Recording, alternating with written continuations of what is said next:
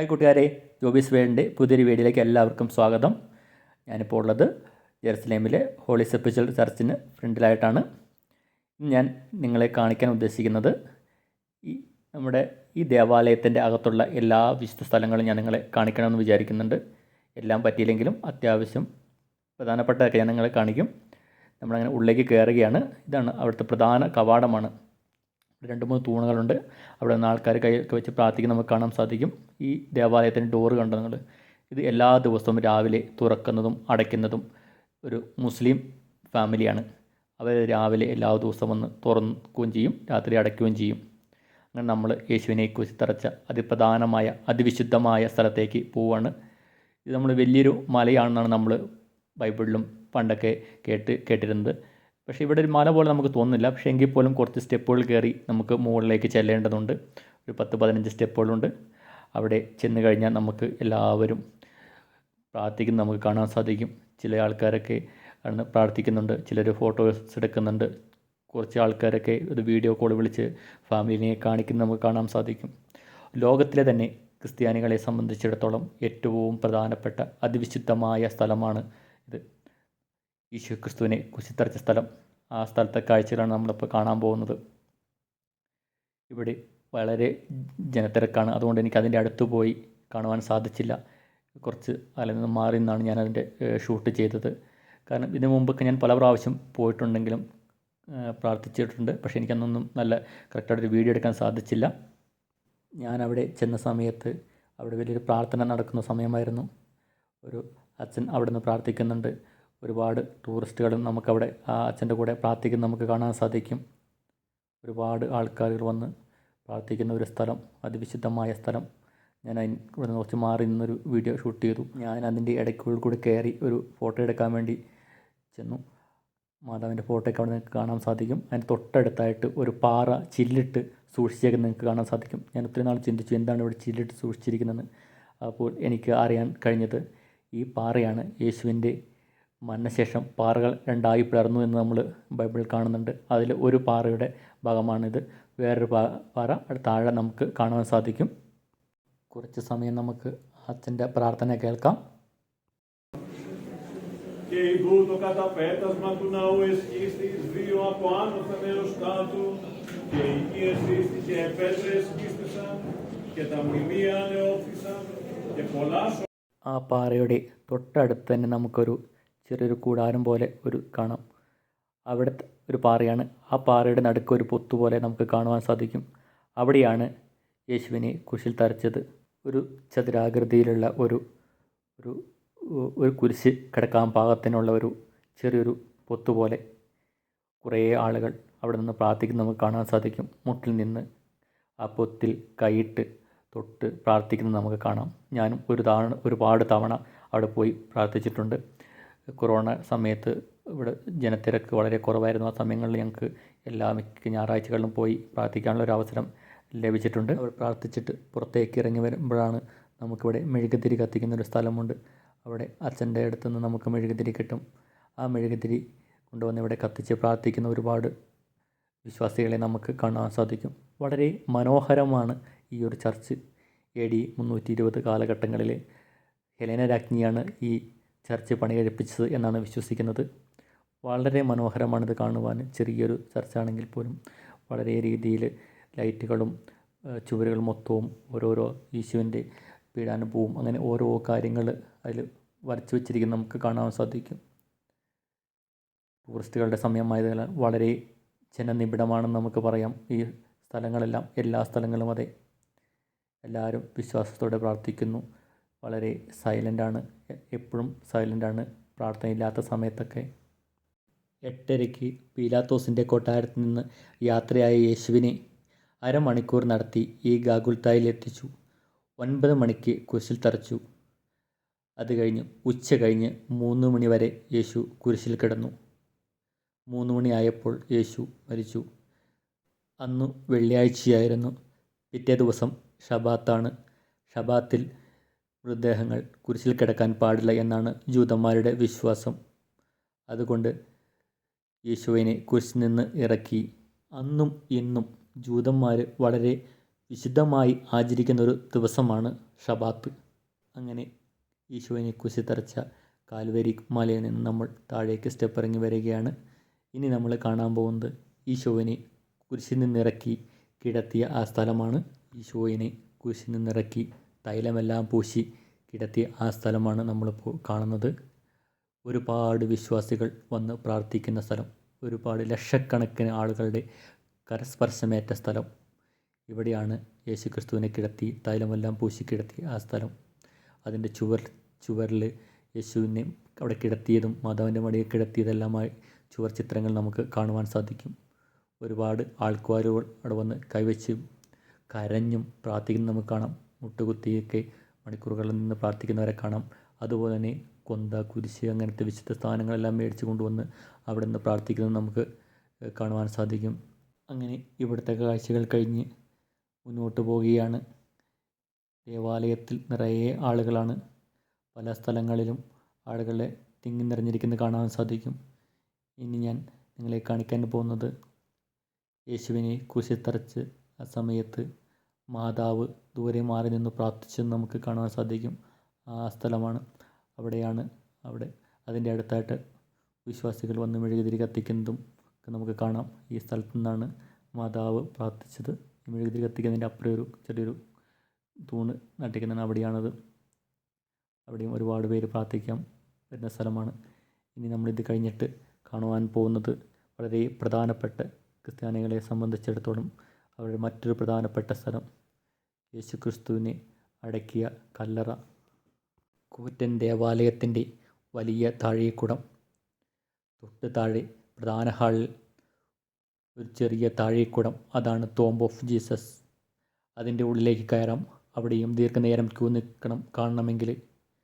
അതിൻ്റെ ഉള്ളിലാണ് യേശുവിൻ്റെ മൃതദേഹം സംസ്കരിച്ച കല്ലറയുള്ളത്. ഒരുപാട് ക്യൂ ആണ്. 3-4 ആളുകളെ മാത്രമേ അതിൻ്റെ ഉള്ളിൽ കടത്തിവിടുകയുള്ളൂ. ഒരു 2-3 മണിക്കൂർ നിന്നെങ്കിൽ മാത്രമേ എനിക്കിവിടെ ഉള്ളിൽ കയറാൻ സാധിക്കുകയുള്ളൂ. അതുകൊണ്ട് ഞാൻ ഉള്ളിൽ കയറുന്നില്ല. എനിക്കൊരു പോകുന്നതിന് മുമ്പ് അവസരം കിട്ടിയാൽ ഞാൻ കയറും. പക്ഷേ ഞാൻ ഒരുപാട് തവണ അവിടെ കയറി കണ്ടിട്ടുള്ള ഒരു സ്ഥലമാണ്. ഈ കല്ലറയുടെ പുറകുവശത്തും ചെറിയൊരു കല്ലറ നമുക്ക് കാണുവാൻ സാധിക്കുന്നതാണ്. കുറച്ച് ആൾക്കാർ വിശ്വസിക്കുന്നത് തലഭാഗം അവിടെയും ഉടൽ ഇവിടെയായിട്ടാണെന്ന്. ഇതിൻ്റെ നേരെ പുറകിലായിട്ടാണ് അതിൻ്റെ ഭാഗം. അതുപോലെ തന്നെ ഈ കല്ലറയുടെ ഓപ്പോസിറ്റ് സൈഡിൽ ഒരു ചർച്ചാണുള്ളത്. അതിമനോഹരമായ ഒരു ചർച്ച്. അവിടെയും ഒരുപാട് ആൾക്കാർ വന്ന് പ്രാർത്ഥിക്കുന്ന സ്ഥലം. ഭൂമിയുടെ പൊക്കിൽ കൊടി എന്നാണ് ഈ ചർച്ച് അറിയപ്പെടുന്നത്. മുസ്ലിങ്ങൾക്ക് ഇത് നേവൽ ഓഫ് ദ എർത്താണ്. ക്രിസ്ത്യാനികൾക്കും മുസ്ലിങ്ങൾക്കും ഒരുപോലെ പ്രധാനപ്പെട്ട ഒരു സ്ഥലം. കണ്ടോ, പൂക്കൾ പോലത്തെ ഒരു സാധനം. അതിൻ്റെ നടക്കുള്ള ആണി ഈശോയെ കുരിശിൽ തറച്ച ആ ഒരു ആണി എന്നാണ് വിശ്വസിക്കപ്പെടുന്നത്. അതുപോലെ തന്നെ ഇവിടെ നമുക്ക് നമ്മുടെ പ്രാർത്ഥനകളൊക്കെ എഴുതിയിടാൻ പാകത്തിനൊരു പെട്ടി നമുക്ക് കാണാം. ഒരുപാട് ചുവർ ചിത്രങ്ങളും ഇവിടെ നമുക്ക് കാണുവാൻ സാധിക്കും. യേശുവിനെ കുരിശിൽ നിന്നിറക്കുന്നതും ആയിട്ടുള്ള അതിമനോഹരമായ ഒരു ചർച്ചാണിത്. ഒരുപാട് നാളത്തെ ആഗ്രഹമാണ് എനിക്ക് ഇവിടെ നിന്ന് കയറി കാണണമെന്നുള്ളത്. ഏകദേശം 1-2 വർഷത്തോളം ഈ ചർച്ച് ക്ലോസ്ഡ് ആയിരുന്നു. ഒരുപാട് സ്ഥലങ്ങൾ ഇവിടെ നമുക്ക് കാണുവാൻ സാധിക്കും. അതിൽ കുറച്ച് സ്ഥലമൊക്കെ ഇപ്പോൾ തിരക്ക് കാരണം നമുക്ക് പോകാൻ സാധിക്കുന്നില്ല. എന്നിരുന്നാൽ പോലും പറ്റുന്ന സ്ഥലം മൊത്തം ഞാൻ നിങ്ങളെ കാണിക്കും. പറ്റാത്ത സ്ഥലം ഞാൻ അടുത്തൊരു വീഡിയോയിൽ നിങ്ങളെ കാണിക്കുന്നതാണ്. അതിമനോഹരമായൊരു ചർച്ച്. അങ്ങനെ നമ്മൾ ഇവിടുത്തെ കാഴ്ചകൾ കണ്ട് നമ്മൾ പുറത്തേക്ക് ഇറങ്ങിയാണ്. പുറത്തേക്ക് ഇറങ്ങുമ്പോൾ തന്നെ നമുക്ക് കാണാം ഒരുപാട് ആളുകൾ ക്യൂ നിൽക്കുന്നത് ഈശോയുടെ കല്ലറയിൽ കയറുവാൻ വേണ്ടി. ടൂറിസ്റ്റുകൾ വളരെയധികം വരുന്ന സമയമാണിപ്പോൾ. ഇതിനു മുമ്പ് ഇവിടെ ഒരു കല്ലുണ്ടായിരുന്നു. കല്ലറയുടെ മുമ്പിൽ വെച്ചിരുന്ന കല്ല് എന്നാണ് ആളുകൾ വിശ്വസിച്ചിരുന്നത്. ഇനി നമ്മൾ വേറെ ചെറിയൊരു ചാപ്പലിലേക്കാണ് പോകുന്നത്. ഈ ചാപ്പലിൻ്റെ ഒരു ഭാഗത്തായിട്ട് നമുക്ക് യേശുക്രിസ്തുവിൻ്റെ കുരിശുമായുള്ള യാത്രകൾ 1-ാം സ്ഥലം തൊട്ട് 14-ാം സ്ഥലം വരെ നമുക്ക് അവിടെ കാണുവാൻ സാധിക്കും.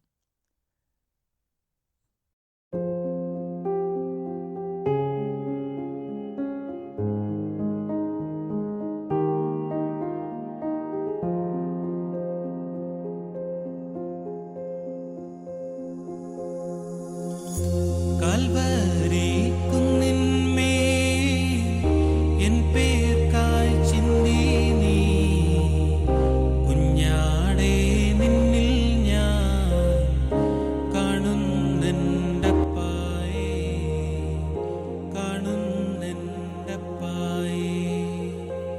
കാൽവരി കുന്നിന്മേൽ എൻ പേർക്കായി ചിന്തി നീ കുഞ്ഞാടേ നിന്നിൽ ഞാൻ കാണുന്നെൻ്റപ്പായേ കാണുന്നെൻ്റപ്പായേ.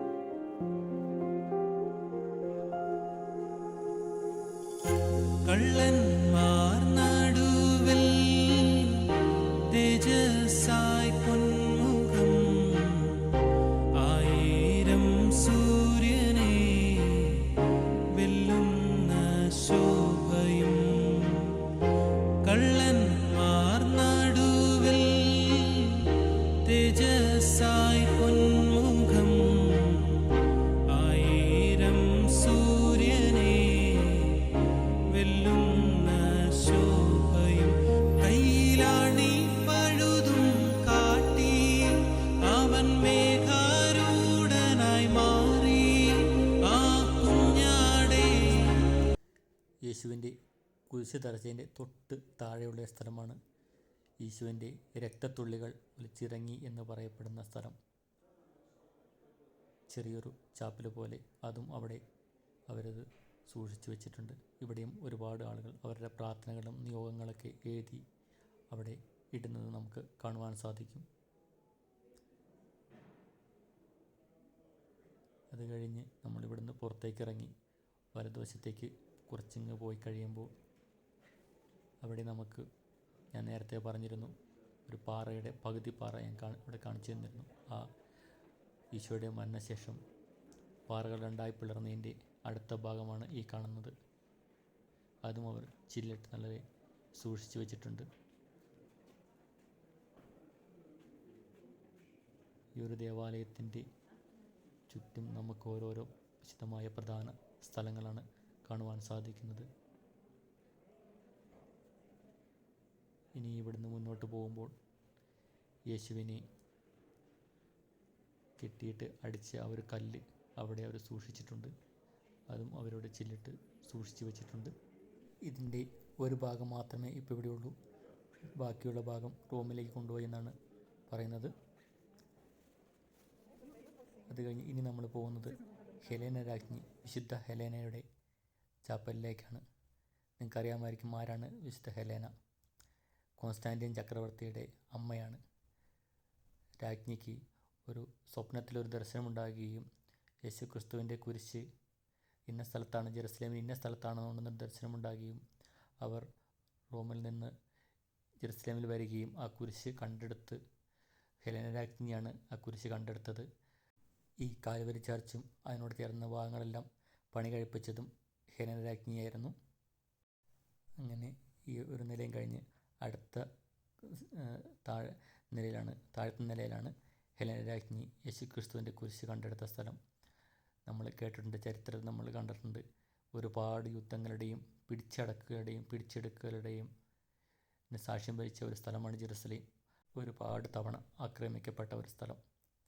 ലോകത്തിൽ ഇത്രയേറെ ആക്രമിക്കപ്പെട്ട ഒരു സ്ഥലം വേറെ ഉണ്ട് എന്ന് തോന്നുന്നില്ല. ആ സമയത്ത് യേശുവിൻ്റെ കുരിശും അതെല്ലാം ആക്രമിക്കുക, അതൊക്കെ നശിപ്പിച്ച് കളഞ്ഞിരുന്നു, മണ്ണിനടിയിൽ പോയിരുന്നു. അങ്ങനെയാണ് ഹെലേന രാജ്ഞിക്ക് സ്വപ്നത്തിൽ ദർശനമുണ്ടാകുകയും രാജ്ഞി വന്ന് ആ കുരിശ് കണ്ടെടുത്ത് ഇവിടെ കാൽവരിയിൽ സ്ഥാപിക്കുകയും ചെയ്തത് ഇവിടെ നിന്നാണെന്ന് പറയുന്നത്. ഇവിടെയും ഒരുപാട് വിശ്വാസികൾ വരുന്നത് നമുക്ക് കാണാൻ സാധിക്കും, പ്രാർത്ഥിക്കുന്നത് കാണാം, നിയോഗങ്ങൾ എഴുതിയിടുന്നത് കാണാം. ഇതൊക്കെ ശരിക്കും ഭൂമിയുടെ ഒരു പാറയുടെ ഉള്ളിലായിട്ടാണ്. നമുക്ക് കണ്ടാൽ മനസ്സിലാകും, പാറയാണ് ചുറ്റും, അടിയിലും മുകളിലും സൈഡിലും എല്ലായിടത്തും പാറയിൽ വെട്ടിയുണ്ടാക്കി അതുപോലെ നമുക്ക് ഇത് കാണുവാൻ സാധിക്കും.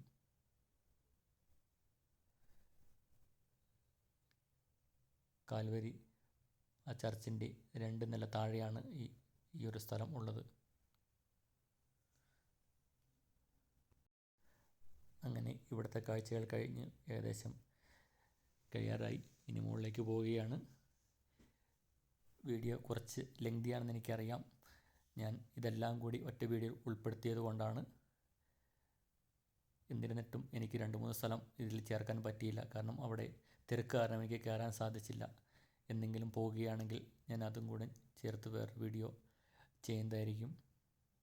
അങ്ങനെ അവിടുത്തെ കാഴ്ചകൾ കഴിഞ്ഞ് പുറത്തേക്ക് ഇറങ്ങി. എല്ലാവർക്കും മനസ്സിലായി എന്ന് ഞാൻ വിശ്വസിക്കുന്നു. എനിക്കറിയാവുന്ന കാര്യങ്ങളാണ് ഞാനിതിൽ പറഞ്ഞു തന്നത്. അതുപോലെ തന്നെ അറിയാവുന്ന സ്ഥലങ്ങളും കാണിച്ചു. ഇനി 1-2 സ്ഥലം കൂടിയുണ്ട്. അതിന് നെക്സ്റ്റ് ഒരു വീഡിയോ ചെയ്യുന്നതാണ്. എല്ലാവർക്കും വീഡിയോ ഇഷ്ടപ്പെട്ടു എന്ന് ഞാൻ വിചാരിക്കുന്നു. അങ്ങോട്ടും പോകാൻ സ്ഥലമുണ്ട്, പക്ഷെ അവിടെയെല്ലാം ഭയങ്കര തിരക്കാണ്. അപ്പോൾ എനിക്കതിന് മാത്രം സമയമില്ലാത്തതുകൊണ്ടാണ് ഞാൻ ഇവിടെ നിർത്തുകയാണ്. പിന്നീട് ഒരിക്കൽ ഞാൻ അവിടെ പോയി അവിടുത്തെ വീഡിയോ കൂടെ ഞാൻ നിങ്ങളെ കാണിച്ചു തരാം. എൻ്റെ എല്ലാ കൂട്ടുകാർക്കും താങ്ക്സ്. അടുത്ത വീഡിയോ എത്രയും പെട്ടെന്ന് കാണാം.